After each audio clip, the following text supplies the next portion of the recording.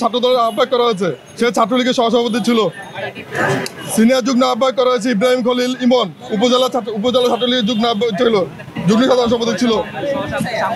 এবং ফয়সাল আহমেদ ৯ নং সাংগঠনিক সম্পাদক ছিল ছাত্রলীগের, এখন বর্তমানে যুগ্ম সাধারণ সম্পাদক করা হয়েছে। ফাহিম হোসেন ছাত্রলীগ লাকসাম কলেজের, এখন বর্তমানে যুগ্ম আহ্বায়ক। তানজিদ শামীম ছাত্রলীগ, বর্তমানে যুগ্ম আহ্বায়ক। মাহতাব জারিফ ছাত্রলীগ, বর্তমান যুগ্ম আহ্বায়ক। হৃদয় দাস ছাত্রলীগ, বর্তমান যুগ্ম আহ্বায়ক। জহিরুল ইসলাম রুবেল বড় মাদ্রাসা ছাত্রলীগের সহসভাপতি ছিল।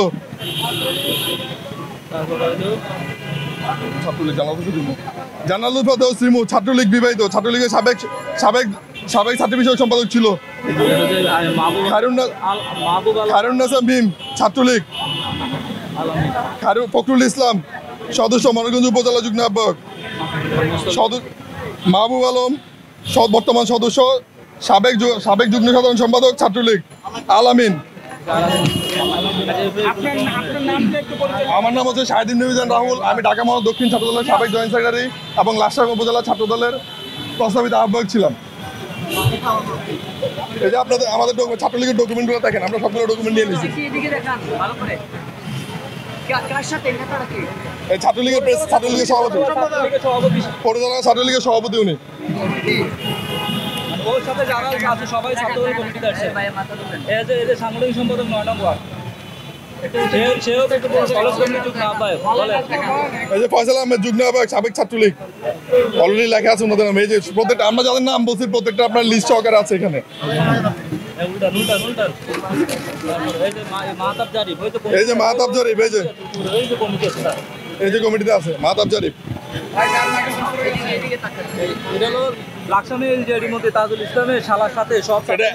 ছাত্রলীগের ছেলেগুলো যেগুলো এলজেডি মন্ত্রীর সাথে ছিল, সাবেক এলজেডি মন্ত্রী তাজুল ইসলামের সাথে।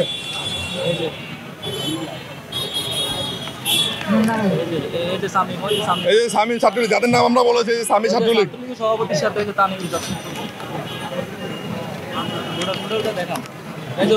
এই যে রুবেল ছাত্রলীগ।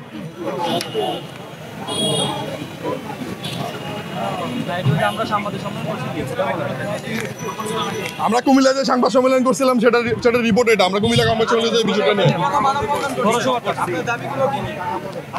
আমাদের দাবি অনতিবিলম্বে কমিটিগুলো বাতিল করতে হবে। কমিটি বাতিল করে নতুন করে কমিটি দিতে হবে, নিজ নিজ কর্মীদের নিয়ে নতুন করে কমিটি দিতে হবে।